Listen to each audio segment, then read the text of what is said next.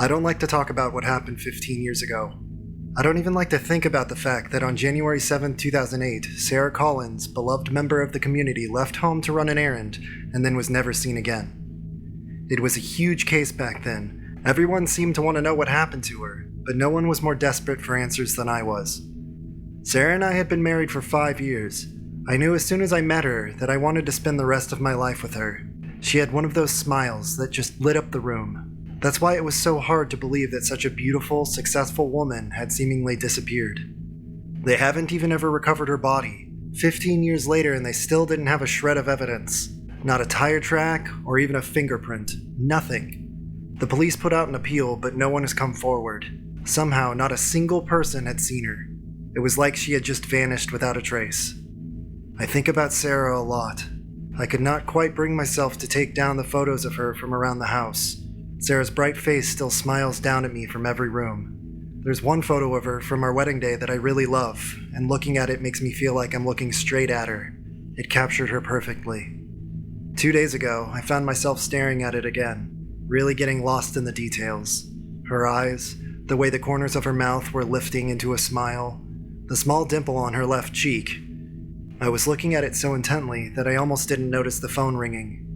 It was the landline phone, which was odd because no one ever called me on the landline anymore. It's all about mobile nowadays.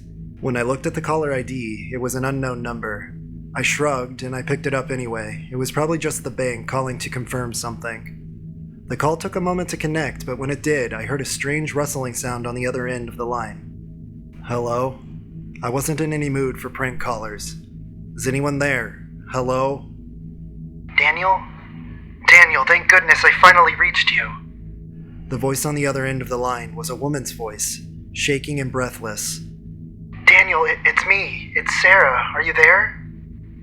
When I heard her name, it was like my heart had stopped beating for a moment. Sarah. My Sarah. But that was impossible. Sarah had gone missing 15 years ago. Whoever this was, it wasn't my wife. Look, I don't know who you are, but you're not Sarah, I hissed into the phone coldly. Stop calling this number.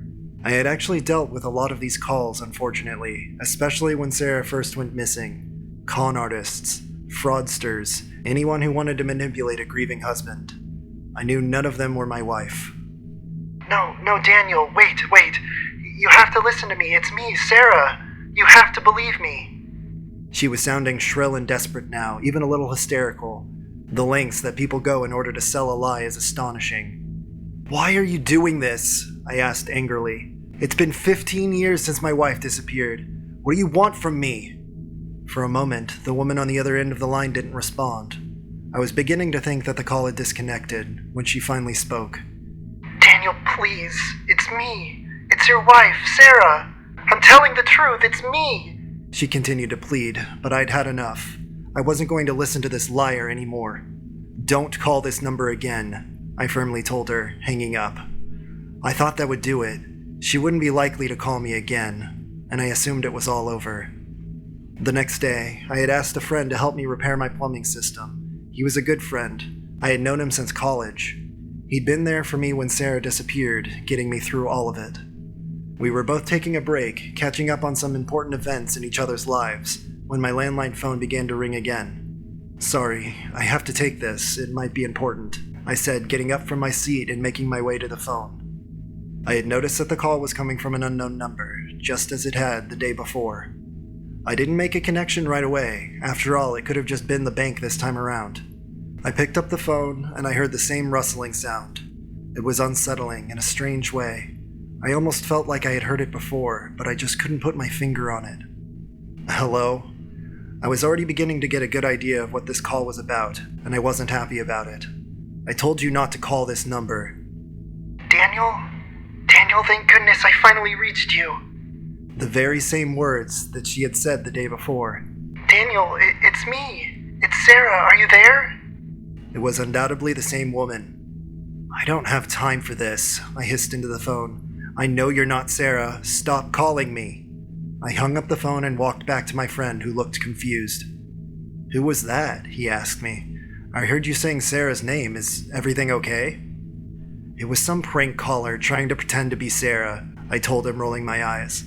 I thought I had left it all behind. I even changed my phone number. I don't know how this woman got a hold of the new one. Pretending to be Sarah? My friend echoed. That's really strange. Did you tell anyone about it, like the police? No. I shake my head. There's no need. It's just someone trying to cause a bit of drama. They probably want money or something like that. I made it clear that it was the end of the conversation. I didn't want to continue talking about it, bringing up harmful reminders of the past. I woke up the next day, not expecting to get any more calls from the unknown number. I had made it very clear that I wasn't going to participate in her charade. However, I was quickly proven wrong. As soon as I started to walk downstairs for a glass of water, the phone rang again. I thought about letting it ring through, but I had a better idea. I was going to issue a much stronger warning to the caller, even threaten to get the police involved if the calls wouldn't stop. That would scare her, I was certain of it. I picked up the phone, hearing the very same eerie rustling. I couldn't explain it, but it made a shiver run up my spine. Finally, the call connected. It was just the same as the other times, the same pathetic monologue. Daniel? Daniel, thank goodness, I finally reached you. Maybe it was even a recorded message. Daniel, it's me. It's Sarah. Are you there? If you don't stop calling this number, I'll have no choice but to involve the police, I told the caller. This is harassment. If you want money, try conning someone else. Before I could even give the woman on the other line a chance to answer, I hung up the call. Hopefully this would show her that she wasn't going to be manipulating me. I could see right through her elaborate scam, and I was sure that my warning would stop the calls coming in. I was so sure of myself that when I was awoken by a loud, persistent ringing sound the next morning, I didn't even think to connect it to the unknown number calls. I first assumed it was my alarm waking me up, but when I turned to look, I saw that the alarm hadn't gone off yet. That was when I reached the conclusion that it was the landline phone. I rushed down the stairs, wanting to tell the caller that I would be taking police action, wanting to catch out the desperate scammer. Fortunately, I got down there in time and picked up the phone. Holding it to my ear, I heard that creepy rustling that I had become familiar with. It still made my heart beat faster, just for the few seconds until the call connected. Daniel? Daniel, thank goodness, I finally reached you. The usual message of hysteria came through the phone. I was well used to hearing it by now. Daniel, it's me. It's Sarah. Are you there? I gave you a warning. I said that if you called again, I would be taking legal action. I spoke into the phone, loudly, so that whoever this was on the other end was sure to hear me. You've gone too far now. I really have to do something about this. I waited for the woman to respond. Daniel? No, it's me. I'm not lying to you. I would never lie to you. Daniel, it's me, Sarah, your wife. It's me. I can't stand the high-pitched whine of her voice. You're not Sarah, I told her bitterly. I know you're not Sarah. I will be taking action. Goodbye. I hung up the call for the final time and placed the phone back. I know that woman wasn't Sarah. I know for a fact that she wasn't Sarah. I know it because on January 7, 2008, Sarah Collins, beloved member of the community, was killed. And I was the one who killed her. Sarah was an incredibly beautiful woman. I couldn't believe my luck when she first started showing interest in me. I didn't exactly have a lot of experience when talking to women, and I was ecstatic that someone like Sarah had chosen someone like me. I loved her for every single second of our marriage. I loved her, even when I found out that she was cheating on me. I had accidentally stumbled across a string of romantic messages between Sarah and one of her coworkers. She was planning to leave me for him. Sarah, my Sarah, was planning to leave me for him. I couldn't have that. She was so beautiful, so bright, so full of life. I couldn't lose her. I just couldn't lose her. So I killed her. I didn't have to think about it for long. It was the only way that she would be mine. Only mine forever. If she was dead, she would never leave me. She would always be my Sarah. When the police arrived, I made up an elaborate lie that she had gone out for a run on an errand and never came home. That very same lie ended up on headlines of the national news. I didn't know I would even get away with it, but a year passed, and then another, and then another. 15 years passed, and no one ever saw through me. I was about to walk back upstairs when I heard a small tapping at the window. That was the sound of the window opening, and that's when I heard it, rustling right here in my own house. Rustling that paralyzed me with fear and sent my mind into a state of panic. Then I heard her. Daniel? Daniel, thank goodness, I finally reached you. The voice was coming from inside the house now. Daniel, it's me. It's Sarah. Are you there? I could hear clearly now. Daniel, thank goodness, I finally reached you. The voice was definitely coming from inside my house. Daniel, it's me. It's Sarah. Are you there? Panic rose in my chest. I don't believe in the supernatural, but all signs were pointing to something horrifying occurring, something beyond a scam caller that was desperate for money. My mind was a mess, debating whether to stay out of morbid curiosity or to run as fast as I could out the door and never look back. The rustling was so loud now, drowning out any chance of logical thought. Daniel, thank goodness I finally reached you. The shrill voice cut through my panic. Daniel, it's me. It's Sarah. Are you there? It sounded even closer to me now, like the source of the voice could only be a few meters away. Hello? I call out, hearing slow, small footsteps. Hello? Is anyone there? I stay rooted to the spot, my legs paralyzed in fear. I still didn't know what was happening here, and I wasn't about to risk my life. Suddenly, it was as if someone had flicked a switch. The loud, eerie rustling came to a stop, almost being sucked out of the room like a vacuum. I had noticed that the footsteps had stopped too, and after a few moments of terrified silence, the voice also seemed to have gone. I started to walk downstairs, my hands still shaking. What was that? What just happened to me? Could there still be a chance that after all these years, I was going crazy? I rushed downstairs to the phone, yanking the wires out and disconnecting it. I couldn't let a scam caller get inside my head. I didn't leave the house at all that day.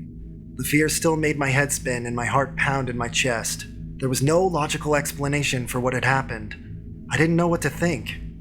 When I woke up the next day, it was like something had changed. Something was different, and it wasn't in my mind. It was almost like overnight everything had shifted. I wasn't an avid reader, but I had a small bookshelf in my bedroom with about 5 or so books on it.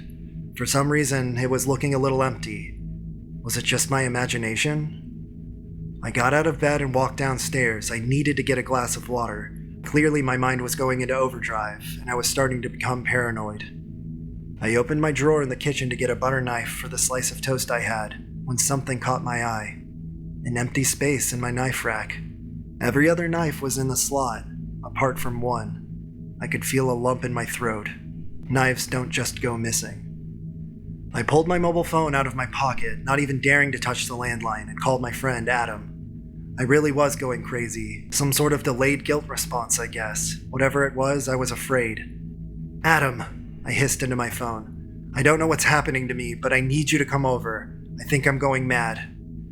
Adam promised to be on his way, and I didn't have to wait long for him to be at my door. When I let him in, he seemed concerned. What happened? He asked me. Your call really freaked me out. You sounded scared.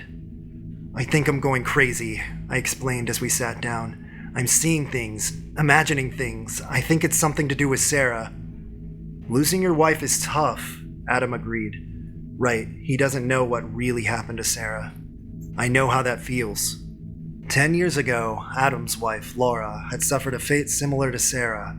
She had gone out to work one day, and she had never returned. It was tough on me as Laura, being her best friend, was the closest thing I had to my Sarah. It was 15 years ago, I said, wide-eyed. How is it only hitting me now? About a year after Laura went missing, I really broke down, Adam told me. I started getting really paranoid and suspicious. It took a few years of therapy for me to fully accept everything. I nodded, pretending to understand. Therapy won't help me. It seems like nothing will help me. I pretended to listen to the rest of Adam's advice until he had to leave. I told him that I would try some of his coping methods, but in reality I had no intention of doing so. That night I found myself tossing and turning, obsessing over everything that had happened. The phone calls, the disappearances. I couldn't sleep. Begrudgingly, I got out of bed and walked over to the medicine cabinet in search of some sleeping pills. I didn't use them often, just when I couldn't sleep. I felt around the cabinet for the pills, but they were nowhere. I flicked on the light and looked again, but they were missing. This wasn't my mind playing tricks on me, this was really happening. I raced down to my basement. I don't step foot in the basement often, it just reminds me of everything. It reminds me of them, because that's where they were. The victims. That's right, I said victims. Multiple. It started with only Sarah, but I couldn't live with myself knowing that her lover was still out there. The man who had tempted my Sarah away. He had to go. I lured him to my house with a great plan. Once he was there, I got him drunk, and we talked. A drink laced with sleeping pills. He was dead within the hour. The next one was Laura, Adam's wife. She didn't just go missing. She was killed, and I did it. I had a good reason. She found me out. She found out what I did to Sarah. She had rushed over to my house to confront me. In a panic, I killed her. I killed her with the book from my bedroom. One sharp blow to the head, and she was dead. And the knife was Sarah. I didn't want to be afraid. I couldn't have that. She was my Sarah, and I loved her. I didn't want to frighten her. So I stabbed her in the back, like she stabbed me in the back by cheating. I stabbed her with that knife from my knife rack. She fell to the floor like a sleeping angel and died. And the knife was in my hands, but I didn't put it there. My vision was clouded, but I could see that I was standing in my basement. How did I get here? I don't remember the past few minutes, but my hands close around the bottle of sleeping pills. The sleeping pills? I try to bring it up to my face, my entire body swaying. My sight keeps going and reappearing, and all I can feel is the blood rushing around my body. I feel a small, heavy object. I'm holding the book now, but that's impossible. I drop the book to the floor, my legs suddenly buckling from under me. I fall to the ground just like each of my victims, my eyes closing slowly. I can't feel a thing anymore. I imagine that this is what happened to them. I imagine that this is what they felt too. Just before my eyelids close, I almost think I can see something in front of me. A face I know so well. Sarah. My Sarah.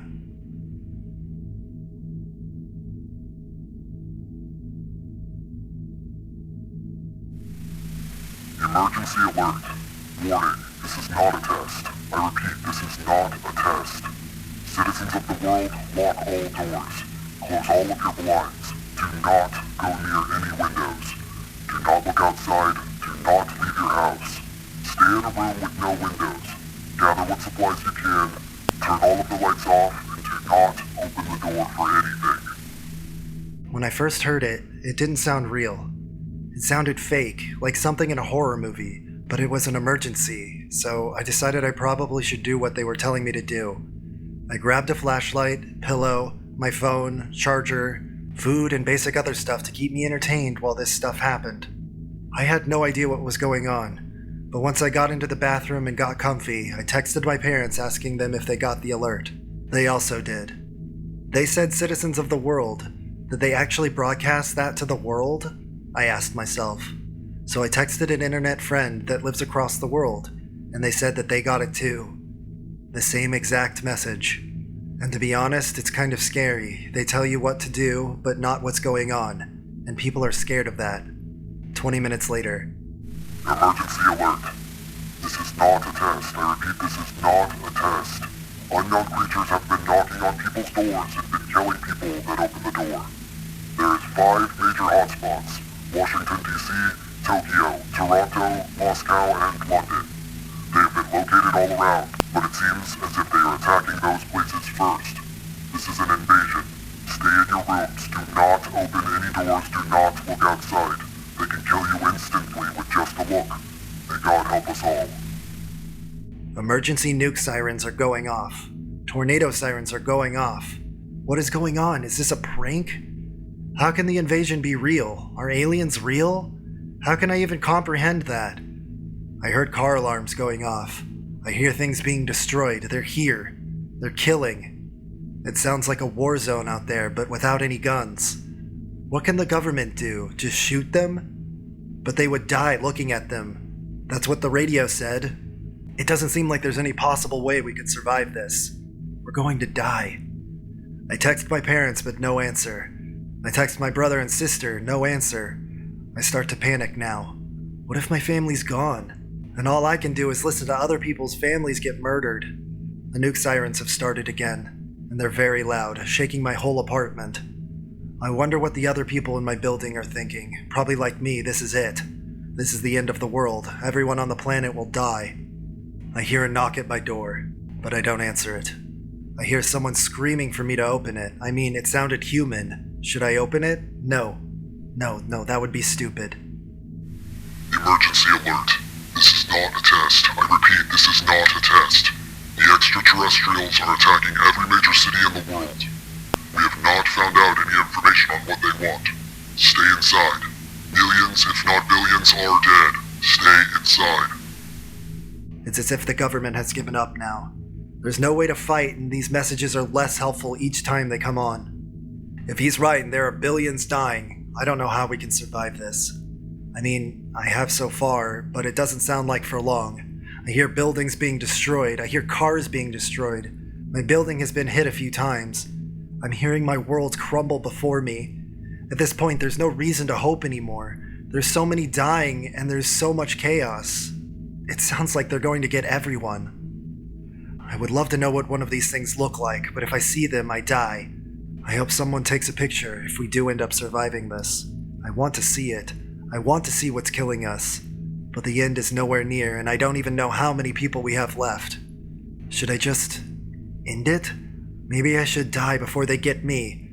I don't want to die by those things. Plus, what if I do survive and get survivor's guilt? There's no way Emergency alert. This is not a test. I repeat, this is not a test. The extraterrestrials have left, and left billions of people dead. If you're alive, please tap the button on your phone now.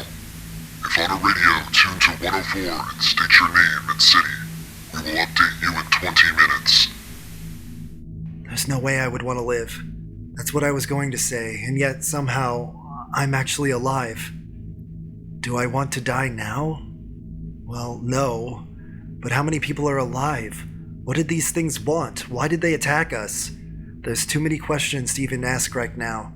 At this point, all we can do is try to figure out some numbers and restart society. How can a world like ours recover from something like this?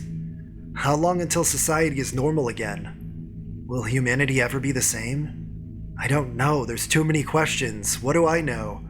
I don't know. What do I know is that I could have lost everything. I'll text my friends and family and come back with some numbers. Emergency alert. This is not a test. I repeat, this is not a test. We have reported a little over 1 billion people accounted for. Not every country has the technology, so we will investigate those countries in the coming months. We do not understand what these creatures wanted, nor what they have taken. In the next month or two, we will be figuring out the next steps for humanity. May God help us all. Only 3 people I know survived. My sister, my uncle, and my best friend. Everyone else is dead. I want to kill myself, but at the same time, humanity needs me. We need each other to continue human life. Only time will tell what to do next. If there is anything next. Edit. It's 2 weeks later. The guilt is too much. I'm a fucking coward. Goodbye.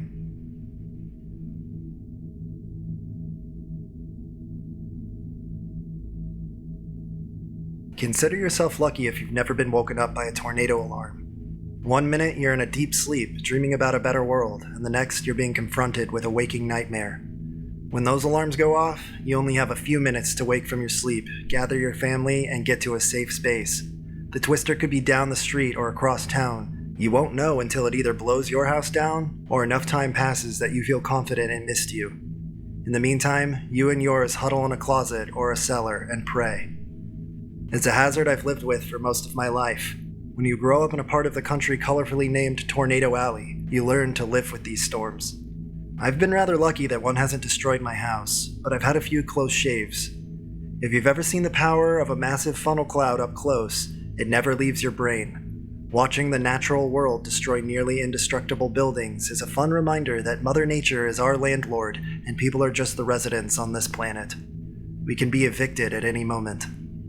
The screeching alarms are as much of a part of summer as the crack of a bat and the buzzing of cicadas. They help make up the milieu of Midwest living. The alarm systems are automated, and they go off when conditions indicate a potential storm. Even if there isn't a twister, the alarms are a signal that something terrible is approaching. It could be a pounding hailstorm, a weird green sky, or flooding from intense and ceaseless rainfall. Regardless, if the alarms are blaring, some bad shit is coming your way. This time, though, was worse than all of those other times combined. My day had been a pleasant one. The weather was warm, so we spent the day playing in the yard and taking a dip in our pool. It's an above-ground number that we got at a discount, but the water was cool, and that's all that mattered. My littlest is still learning, and my two oldest love to jump in, so it was a balancing act of trying to get both sides to work together. It can be frustrating, but those micro-negotiations were the purview of parenting. It just comes with the turf. As afternoon turned into evening, Cindy, my wife, played soccer with the kids while I cooked some burgers on the grill and enjoyed a drink or two. The weather was so perfect that we ate outside under our spreading oak tree. My son left the scraps, as he says, for the ants, and I was sure the amount of food he left would fill the ants' storage quota for the summer. After the sun went down and we put the kids to bed, Cindy and I lay in our hammock, watching the stars and talking about nothing and everything all at once. It's an odd way to think about it, but it's one of those days that you'll think about on your deathbed. A moment in time you'll lovingly return to when you're about to cross into the next life. It'll bring a smile to your face at a time when that should seem impossible. We went to bed a few hours later, the temperature had cooled, and there was a slight breeze blowing. Still, there was absolutely no indication of storms on the horizon. When you're in an area that it rains frequently, you can develop a sixth sense of when a storm is coming. You can feel subtle changes in your body. If a distant storm is intense enough, you can smell the petrichor in the air. The smell of dried dirt mingling with rainwater lets you know what kind of hell is coming. But there was none of that. We slept with everything as calm as possible in the rolling modern world. The perfect capstone to the perfect day, one for the ages. Then the tornado sirens started blaring. When you become a parent, any thought of being a deep sleeper goes out the window. Nature takes away your ability to sleep deeply when you have to take care of little ones. That said, the alarm was loud enough to wake the dead. I sat up in an instant, my eyes open, but the fuzz of the dream world still clouded the edges of my vision. Tornado? Cindy asked, rubbing the sleep from her eyes. I think so. I'll grab the kids, I said, swinging my legs out of bed. Before I could hit the door, I heard the running of two little bodies down the hallway. The sirens had also brought the kids in from the land of Nod. They were both scared, and you could see the fear in their tiny faces. They both ran past me and hopped under the blankets with my wife. I grabbed my phone and looked for an alert from the National Weather Service, but there was nothing. I did a Google search for tornado warnings in my area and came up with the same. I hauled my body back out of bed and walked to the back slider. I didn't see any rain falling. I opened the door and confirmed that there wasn't even a distant rumble of thunder. But that alarm was steady. It would rise in tone and decibels and then fall again before starting over. If you listened closely, you could hear the different alarms going off further away. It was like they were singing the world's most annoying song in a round. I closed the door and walked back into the bedroom. Cindy was getting the gear ready to go into our shelter when I said stop. She was confused. Why? There isn't any storm. What? Yeah, I said. There are some scattered clouds, but they're not thunderheads or anything. But the alarms? She said. Maybe it's a malfunction? I hope not, seeing as working tornado alarms is important. I know, I said, but there isn't even a stiff breeze right now. It's just like when we came inside last night, still and cool, but calm. Should we go to the shelter for a little bit, just in case something is forming and we can't see it? I thought about it, and it wasn't a bad idea. Yes, the kids would have their night interrupted and would have a hard time falling back to sleep. Yes, that lack of sleep might also make them little goblins in the morning. Yes, I was probably being overcautious, but the downside of being wrong could be death. That was worse than kids being grumpy in the morning. I agreed and sent them down into the shelter to wait it out, but decided to stay upstairs for now. Our phones worked for shit in the shelter under the house. If I was going to find any new information, I would have to stay above ground for the time being. I helped everyone downstairs and closed up the shelter. I promised Cindy and the kids I'd join them if things went sideways. I wouldn't waddle or try to get a good video. I tend to do so. I would be under the house as fast as they could say tornado. If you linger, I'll come grab your ass, storm or no storm. Trust me, I know, I said, giving my wife a kiss on the forehead. Once my family was safely under the house, I went out to the porch. The alarms were still blaring, and it was obvious that my family wasn't the only ones awake. Down the darkened street, I could see the porch lights pop on like man-made lightning bugs. "What the hell is this?" I heard someone say in the yard next to me. It was my neighbor, Rick. Despite being on the tail end of the boomer generation, Rick seemed to swim against the tide. He was more rooted in Gen X than anything. Whenever we would shoot the shit outside, he'd consistently complain about the quote-unquote old people in our town, as if he was blind to his own receding hairline and wrinkles. "Busted alarm?" I offered. "What?" he yelled. I moved closer to him to avoid hollering into the night. "Maybe a busted alarm? Or someone accidentally scheduled a test for 3 a.m. instead of p.m.? I don't know, those tests are all controlled by computers. I don't think they'd make that kind of mistake. Besides, they would have shut them down by now if it was an accident." "There are some clouds up there. Think a storm is brewing?" "Not according to the weather birds," Rick said. The weather birds were a local group of weather nerds and storm chasers he belonged to. There isn't much to do where we live, so you find hobbies whenever possible. "They said a good cell was hanging out in North Texas, but it wasn't coming this way." "I wonder what gives," I said. "Government," said a voice to my right. This was my other neighbor, John. John was very much a boomer and proud of it. He was a former Marine and hated everything about modern living. As you can imagine, any of my kids' toys that ended up on his lawn, he instantly seized until I went and asked nicely for it back. Every time, he'd lecture me, and I would apologize until he gave my kids' frisbee back or whatever. He was exhausting. "I mean, the weather alert system is run by the government," Rick said. "It's a deep state government, Rick, the bad guys," John said with a sneer. "They're up to something." "Their master plan includes setting off a false tornado alarm in the middle of the night, in the middle of nowhere?" I asked. "One, this isn't the middle of nowhere. Breadbasket of the country and home to several nuclear missile launch sites," John barked. "Two, the alarms are a way to set us off balance, to confuse us. If we're focusing on the alarms, we're not watching what they're really doing." "Which is?" Rick asked in a mix of confusion and amusement. "Land clearance. They'll drive us out of here and reclaim our land." "Why would they do that?" I asked. John just laughed. "Boy, you really don't get it, do you? Your whole generation is out to lunch." "Actually, my whole generation has to work through our lunch breaks," I said, unable to resist the dig. "They want to build a re-education center here, turn real patriots into brain-dead automatrons that'll do whatever they tell us to do. Then the government can control us. That's when it really gets interesting." "Where did you hear that?" Rick asked. "I do my own research," John said defensively. "Wait, you're against government control now?" Rick asked, doubling down. "Always have been," he snapped. "Didn't you work on the campaign for that ultra-conservative guy that ran in our district? The one that wanted to ban immigration and create a Muslim directory?" I asked, knowing the answer already.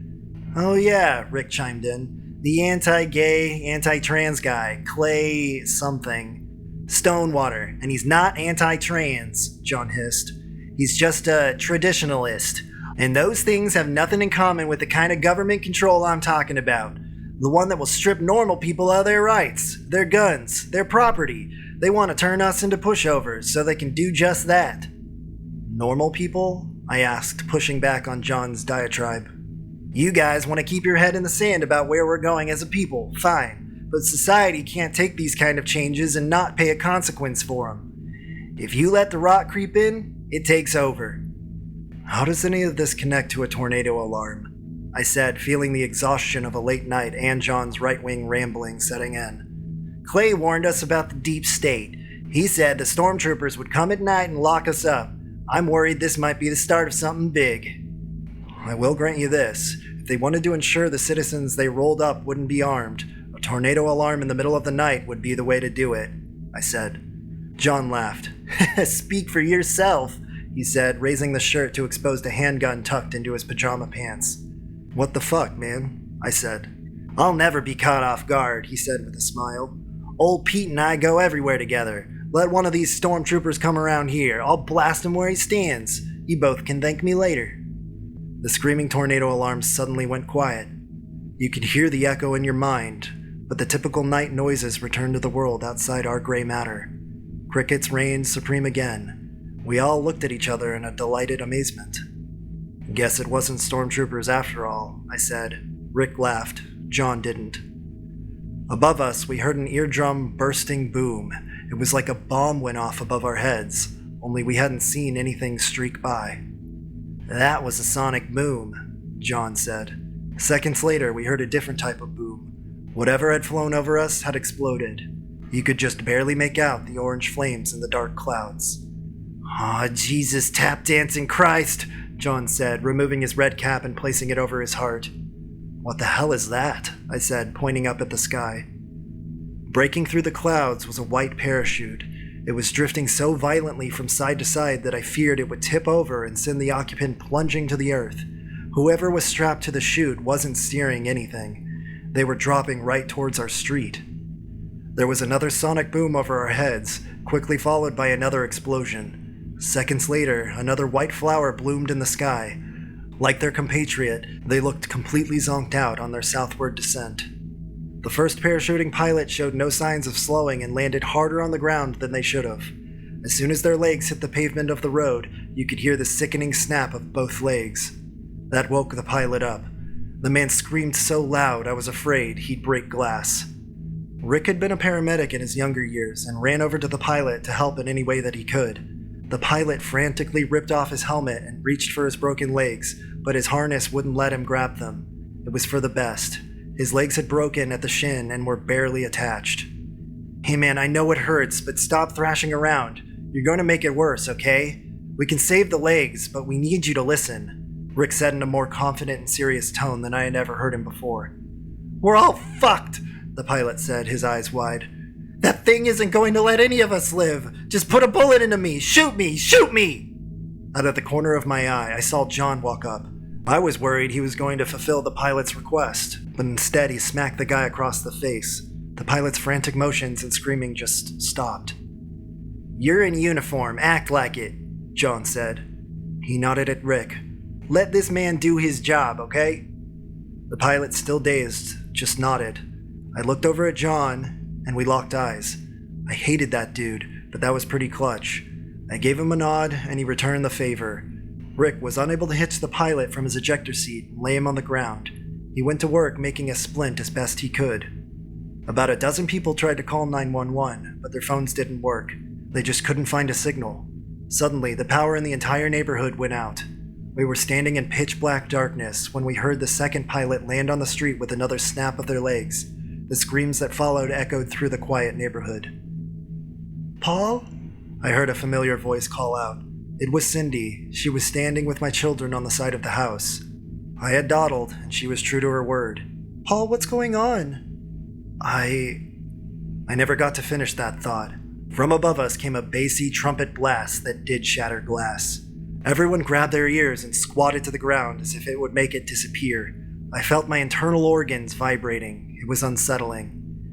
After the longest 10 seconds in my life, the trumpet blast stopped. I looked over at my kids, and they were sobbing. Cindy did everything she could to hold them together. I ran over, my legs wobbly from the noise, and hugged them tightly. "Daddy, what's going on?" my son asked, sobbing. "I don't know," I said, deciding that honesty was better than not.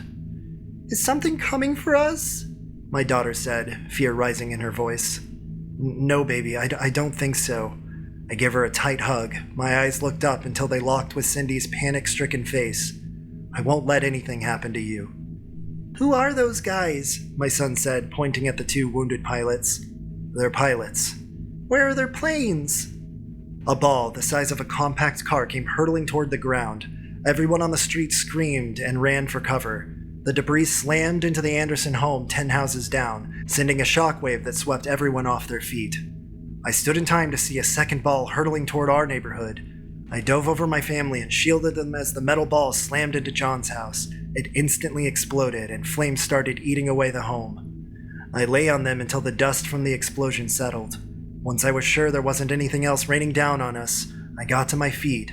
My vision was hazy from the dust in the air, but I had a clear view of the ball that destroyed John's house. It was one of the jets. Something in the clouds had crumbled up a $500 million weapon of war like it was a kid's paper airplane. "That thing isn't natural," the first pilot screamed. "This isn't the first attack," the second one yelled. "They'll come for you all! Run! Run before they come after you!" The night sky was again broken by the bone-rattling bass of that horn blowing. Again, we all dropped and covered our ears. The horn stopped but echoed for 10 seconds before it finally dissipated. We all craned our necks, and we were treated to an explosion of red, blue, green, and yellow lights illuminating the clouds. At first blush, it looked random, but it wasn't. It was a pattern. The pattern repeated 2 more times, and then everything went dark. It was silent and calm again. All the sounds of the natural world rushed back to your ears. Crickets continued their symphonies, and a gentle breeze blew. It would be idyllic if it weren't for the raging house fires, panic-stricken pilots, and the balled-up aircraft next to me. "Is that it?" I said out loud to the universe. I had heard a rumbling come down our street. My emotions couldn't take any more shock, but I was bracing for whatever the fuck was coming. I was ready to sprint and hide my family if I needed to. Soon, the humming of dozens of engines filled our ears. The bright yellow headlights of the lead truck illuminated the street, and there were dozens of pairs behind them. I was worried this was a foreign invading force, but relaxed when I saw an American flag on the side of the trucks. The stars and stripes on the cadre of military vehicles put my mind at ease, for a second, anyway. Then the inevitable question popped into my mind. Cindy beat me to the punch, though. "What the hell is the army doing here?" she asked.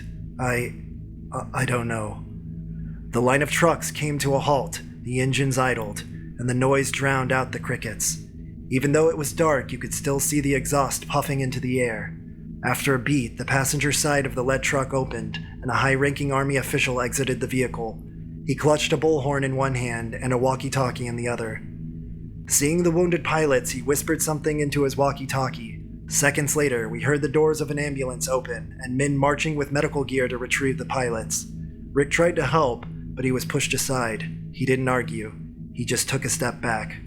The medical men stabbed the pilots with some sort of pain medication because they both stopped talking and slumped over in their stretchers. Seconds later, they were placed in the back of an ambulance and gone from our sight. The Army official looked at the gathered group of people and raised his bullhorn. In a loud and gruff voice, he spoke. "Many of you are probably wondering what happened here. It's my job to inform you that there has been an accident in the skies above your town. 2 American pilots experienced a catastrophic failure, and their planes were destroyed. The United States Armed Forces will compensate everyone for this unfortunate error. If your house has been destroyed, please contact our intelligence agents who will gather your information. Again, the United States Armed Forces apologizes for this event. Thank you." He lowered his bullhorn. "What were they engaging with?" Rick asked. The crowd around him suddenly found their courage and demanded answers. The official raised the bullhorn again. "They did not encounter anything. Their jet systems malfunctioned and crashed." "That's bullshit," Rick yelled. "I understand that this is a lot to take in at once, but we are here to help you. This was a malfunction on the jets that caused the crash." I had heard enough bullshit. I took a few steps towards the official and pointed at the balled-up remains of the jet. "Something crushed that fucking plane like it was a potato chip. It's in the shape of a ball, for God's sake. The pilots were screaming about something coming to kill us. What is that about?" Rick said, his anger rising with the crowds. This group of neighbors and block party participants was rounding into an angry mob right before my eyes. "They were in shock from the trauma," the official said. "Oftentimes, pain will make you say things." "No, it doesn't," Rick said. "I worked in trauma hospitals my whole life. No one ever starts ranting about government conspiracies when they get hurt. What aren't you telling us?" "We are telling you the truth." "I think he's lying," I screamed. The crowd cheered in agreement. There was palpable anger growing in the crowd. The official must have sensed it too, because he glanced back at the convoy of trucks and gave a curt nod. Suddenly, every door opened, and full-armed soldiers got out and fell into formation behind him. "You can't intimidate us. You can't force a lie onto us. We know what we saw." He raised his bullhorn again. "You are mistaken, sir. Hallucination is a side effect of exposure to chemicals from the exploded jet. I recommend you all go into your homes and wait until our cleanup crew can ensure the spill is contained." At once, every soldier flipped off their safeties. The message was clear. Go and forget this happened or else. Despite the implied threat, something in me snapped. Instead of being cowed, I took another step toward the soldiers. I picked up a rock and hurled it at the smashed jet. It rang off the metal. "That's not a fucking hallucination, that's real," I said, pointing up at the sky. "Whatever the fuck up there did, this was real too. We heard the noise, we saw the lights, it set off the tornado alarms." "Sir, I advise you and your family to return to your home." A gunshot rang out. For a second, everyone froze in place, and I was worried the soldiers would open fire on us. I felt my resolve drain from me in that moment of impending death. I looked over and realized John had let Old Pete join the conversation. The old Marine stood with a pissed-off scowl on his face and his smoking gun aimed in the sky. "What about my home?" I looked over and was surprised to see John walking toward the soldiers, as angry as I'd ever seen him. "It's gone." "As I said," the official started. John fired another shot into the air to silence him. The soldiers trained their guns on John, but a subtle hand gesture from the officials kept the bullets from firing. "I gave everything for this country. For the Constitution, for freedom. I gave my youth fighting for this country, side to side with brothers in arms. I watched friends die. I know the government was full of shit, but I always believed the military was a safeguard. But now, this is the shit you're gonna pull on us? This is how you treat a fellow service member?" "Thank you for your service," the official said. "Blow it out your ass," John retorted. The crowd went nuts. We all started yelling and massing. Cindy grabbed at me, but I turned and told her to take the kids inside. She opened her mouth to protest, but stopped when we locked eyes. It was righteous indignation. I had to see this through. She grabbed the kids and rushed them back into the safety of the house. The official gave another warning signal, and 3 soldiers aimed their weapons into the air and fired off a few dozen rounds. The crowd went silent so quickly you could hear the shell casing hit the concrete. It sounded like a baby playing a xylophone. The crowd stopped advancing. The official ignored the rest of us and focused all of his attention on John. "I understand your frustration, but if you were a good soldier, you'd remember the chain of command," the official said, nodding to his rank designation on his shoulder. "Good soldiers follow rank. You're a good soldier, right?" That caught John. He paused, and you could see him mulling the words over in his mind. This man had listened to power his whole life. Hell, he had been a tool for it most of his adult years. Now, for the first time, he was challenging it. John saw himself as an honorable man, a loyal man, not a rabble-rouser or shit-stirrer. We all waited for him to respond with bated breath. Then the rain started falling. Or I thought it was rain, but when it hit my arm, it burned. Each drop sizzled as it hit our skin. A person in the crowd looked up, and a drop hit them square in the eye. They screamed in pain and fell to the ground, clutching their face. It was like some kind of acid was falling on us. "Oh shit," the official said, all of his bluster fleeing at once. "They seeded the clouds. They're coming. Everyone back inside the vehicles." All of the soldiers quickly hustled back inside their trucks. The official gave the crowd a look and yelled, "Get inside, now!" before he took off for the safety of his truck. I turned and ran for my house. As I did, a trumpet blast sent a shockwave that created a small earthquake. I tripped and fell, the falling rain stinging my exposed neck. My ears rang from the blast, but I willed myself into the house anyway. As soon as I entered the door, I stripped off my clothes and tossed them outside. The rain had started to eat through the fabric. I wrapped myself in a throw blanket and rushed to the window to watch the scene unfolding in front of us. I was surprised to see John still standing out there. He hadn't moved from that spot. It was like the decision to go against his core beliefs had caused a malfunction in his brain. As he had aged, his beliefs had curdled into conspiracy. The force he thought was a bulwark against his dreaded deep state now seemed to be working in concert with it. It was too much for him to bear. Even with the prodding of acid rain, John didn't move. He stood there and let the rain eat him away piece by piece. He didn't even scream as the skin sloughed off his body. Instead, he raised old Pete to his temple and pulled the trigger. I slammed the blinds shut and turned away. Reality had broken through. We were in real danger. I grabbed my family and went to the back of the house. We'd write out whatever was happening and pray it didn't get any worse. My kids kept asking me to explain what the heck was going on, but I didn't find an answer that wouldn't make things worse. I instead hugged them tight and told them that I loved them. All we could hear outside was the rain, or whatever it actually was, falling on the roof. I prayed it wouldn't eat through the shingles. I knew there was probably a bee's hive worth of activity going on outside with the military there. Still, my rational brain had returned to me. I no longer cared about anything but surviving the night. We stayed that way for 2 hours. At some point, the adrenaline wore off, and the three of them fell asleep. I couldn't, though, because my mind was still reeling. But more than that, I felt the energy around me shift. I felt my mind start to slip. I've written all of this down because I think something is messing with my mind, and I wanted to share my story in case I go crazy or something. I wanted to make sure I got the details just right in case my brain is liquefying or something. I don't know what's waiting for us tomorrow morning, but I'm not sure I'll even make it until then. As soon as I got inside, I started feeling a tickling sensation down my arms and legs. It's like something was dragging their fingernails down my skin. I think this has to do with that rain because no one else in my house mentioned feeling that way. The rain never fell on any of them. In the last 10 minutes or so, I've started noticing moving black shadows in the corners of my vision. When I look at the figures, they just disappear.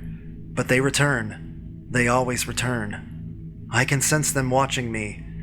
I don't know what they are or what they want, but I'm sure they're not here for a cup of coffee. I can feel my eyes growing heavy, but I'm afraid to sleep. I'm worried they'll come for me then. I'm so scared I'll end up like John.